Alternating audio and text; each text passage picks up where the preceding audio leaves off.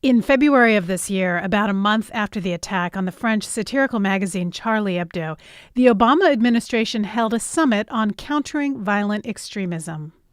Violent extremists and terrorists thrive when people of different religions or sects pull away from each other and are able to isolate each other and label them as they as opposed to us, something separate and apart. Representatives from more than 60 countries came together in Washington to discuss how to curb extremist ideologies, especially those being spread by al-Qaeda and the Islamic State. There's a lot of talk about taking content off the internet, and that may be a part of the solution. But we also need to spend a lot more time, energy, effort, creative brains to think of ways in which we can engage and challenge extremist ideas online. The Charlie Hebdo attack was one of the latest in a string of violent attacks by Islamic extremists in the West. Most recently, the shooting in Garland, Texas, just a few weeks ago. Two heavily armed men opened fire at an event featuring a cartoon contest to draw the Prophet Muhammad.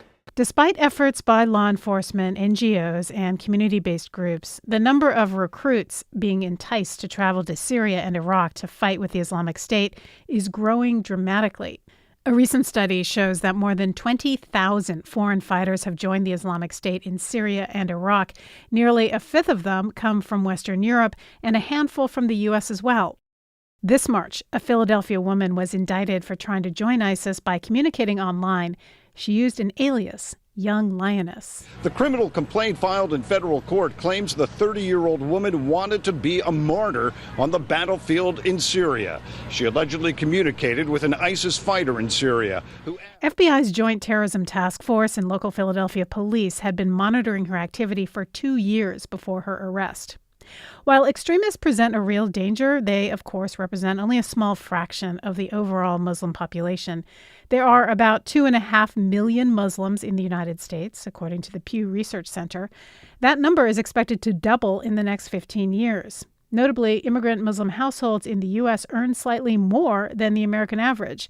Their population is spread throughout the country, and many Muslims have risen to prominent positions in society, in medicine, in politics, and in business. The Muslim community in Western Europe is a lot different. There are a lot more Muslims there, 18 to 23 million.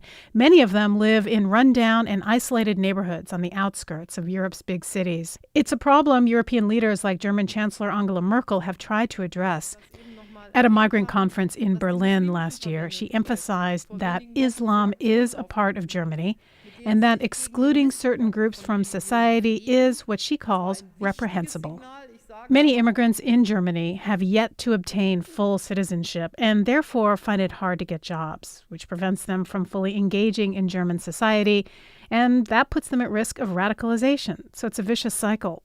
Today on America Abroad, we bring together representatives of governments, NGOs, law enforcement, and local leaders in Philadelphia and Berlin to discuss what can be done to build trust with those communities.